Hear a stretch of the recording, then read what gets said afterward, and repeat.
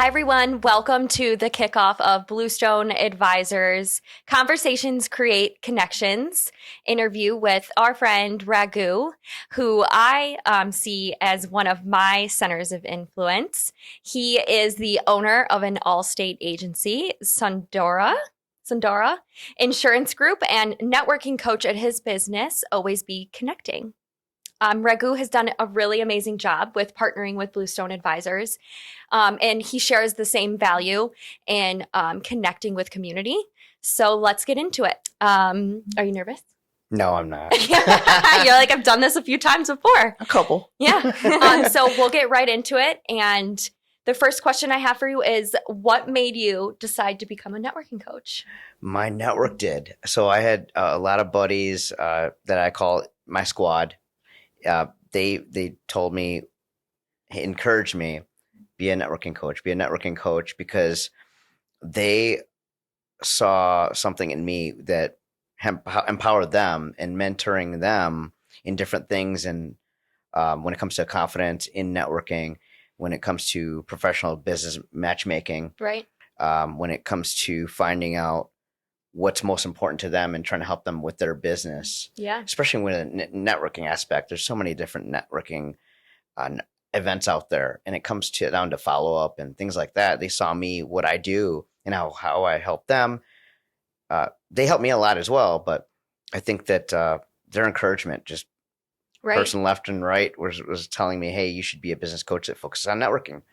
And finally, I just decided to take the plunge and do it. Yeah.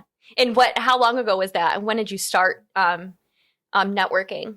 So I started networking back in, I'm not going to date myself, but about 15 years ago. Mm-hmm. I joined the Joliet Chamber of Commerce. Was working down there in insurance. And that was the first chamber I joined. I was in the insurance field and joined a lot of other chambers. I had a lot of experience with a lot of other chambers through two different insurance companies, and 15 chambers over the course of 12 years. And then when I opened up my own Allstate agency about 4 years ago, I joined two more chambers, and a lot of the different networking events out there. I saw the good ones, I saw the bad ones, and it was a lot of great experience that I found, and to see the power of relationships and why people buy from people, over businesses. It's so true.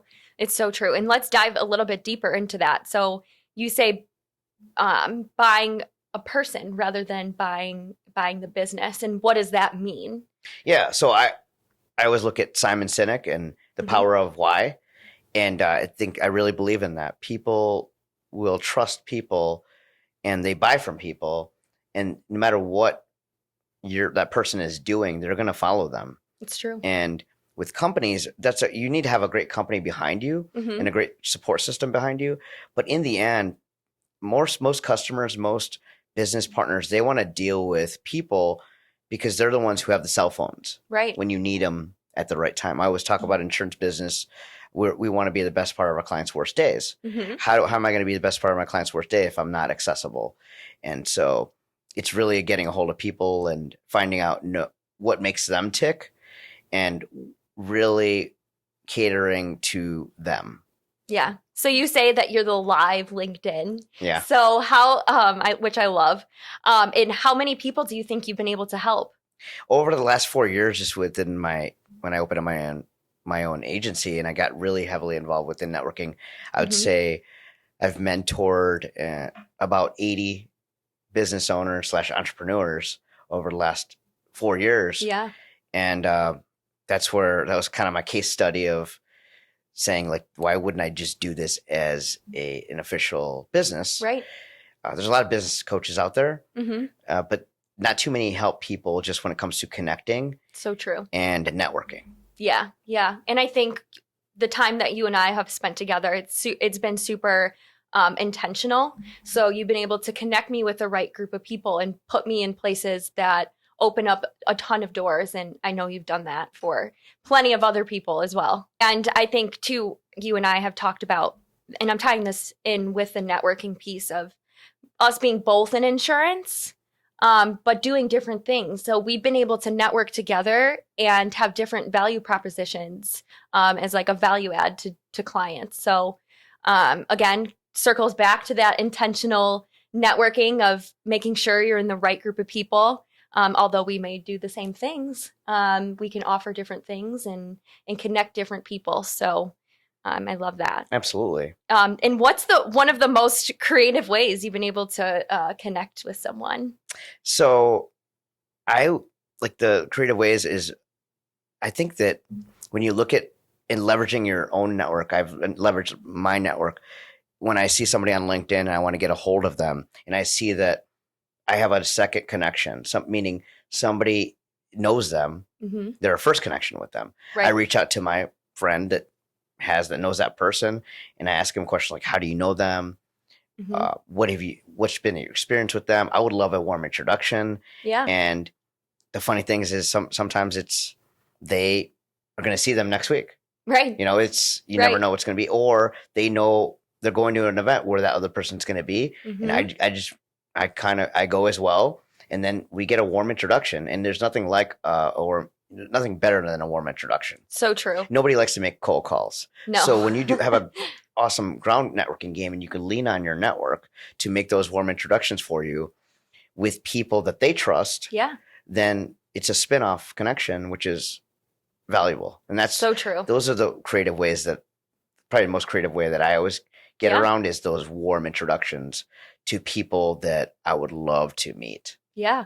Yeah. And I think it's funny that you said, oh, you'll see them more. Because I think I met you, a few months ago, and now I see you like once a week. So it goes to show that when you're in the right group of people, it'll really work. It'll really work. Absolutely. I would even say that most people, when it comes to just networking in general, everyone goes and meets with somebody one time. And that's if that happens. That's probably 80% of it. Most people don't have the second meeting because they think that the second meeting is going to be duplication. It's going to be just the same stuff you talked about the first time. Right. What the second meeting is really, that's where the true trust is, really built. Yeah. And action happens from there. So if you're only meeting with people one time, you're never going to be doing anything with people. And if you're not doing anything with people, then there's not going to be any trust or any relationships. Yeah. So it's actually better, I would say, it's better to go meet up with 50 people twice instead of 100 people once. I agree with you. I totally agree. And I know that, part of networking is obviously being a huge part of the community with everyone that we know. And are there any sort of charity events that you're part of that have really helped connect you to the community? Yeah, several. So I'll list off just the last couple that I've done. Yeah. So I'm on the board of Childhood Leukemia Warriors Foundation. Awesome. Which is based in Naperville. We help 60 families that are dealing with leukemia, and I've been on the board for about 5 years, and we have our annual, golf outing, and we had a casino night a couple months ago, and relationships with the people and the companies that support our causes. Yeah, because they're people and they want to see where their money is going. Yeah, and even people, we had 20 volunteers at our golf outing. These people could have been at work. They came out, they gave their time, and that's just another way to really give back to the community. Absolutely. And so the other one, Giving Group, and it's a organization based in Schaumburg, and we had a kickball tournament about 2 months ago. Okay. And we raised $37,000 for 3 charities in the Schaumburg area. And why that's important to me is because I grew up in Schaumburg. Yeah. And I just love giving back to the same community that I grew up in. We're going to have to talk offline about that because I'm interested in learning a little bit more about that. And we could definitely do that. Yeah, knowing how to give back in that way. So what do you think will separate confident leaders from the rest going into 2023? I think that what separates confident leaders from the rest is really leading, right? Not managing, leading, coaching people, caring about people, finding out what their goals are. Yeah. I think a lot of times that people have agendas in companies and even in small businesses of just their own own goals, like whatever the owner's goal or whatever the board's goal is, and It's true. they make it everybody else's to fulfill that goal. Yeah. We need to, I think the leaders, they care about their employees and about their teams more, and tie that goal to the company goal, like work backwards. Yeah, you're right. Not from top down, but like, Paige, what's your goal? And then you talk to Kayla in your company and at BlueStone Advisors, and you ask, what's her goal? And then you compile that, and you work your way up and say, okay, your goals are this and this. We'll enhance you. We'll work on getting you the training to fulfill those skills and enhance the skills that you need to accomplish your goals. Yeah. And then if you all hit your goals, obviously we're going to have our company goal. Work backwards that way. Absolutely. And I think that speaks true for all like independent agencies. So your Allstate agency and BlueStone Advisors, we are independent. And that speaks true here. And I'm sure it speaks true for your company as well. But one of the things that's super important here is that we build upon our strengths, and how we can make a team better. And I'm looking forward to seeing your standout test, because I know I sent it to you yesterday. So I'm looking forward to hearing back from you on that.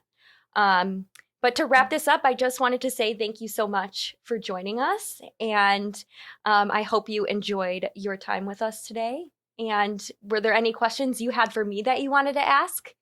Not really. Or any points you wanted to bring up? No, but I just wanted to say thank you for having me as a guest on your show. And I just want to say how awesome this office is and how great of a organization you guys are, BlueStone Advisors. And thanks for having me as a guest. And I just love what your guys' mentality is as far as getting involved in the community. Yeah. Not every company gets involved in the community and cares about ground networking. And I think that's it's becoming a lost art. And I love that you guys really believe in that. Yeah, community is huge for us, and I think that's why we're good friends now. Absolutely. Yeah, we have that same positivity and whatnot. So again, thank you so much, and I hope to see you soon. Definitely. Thanks so much, Paige. Thank you.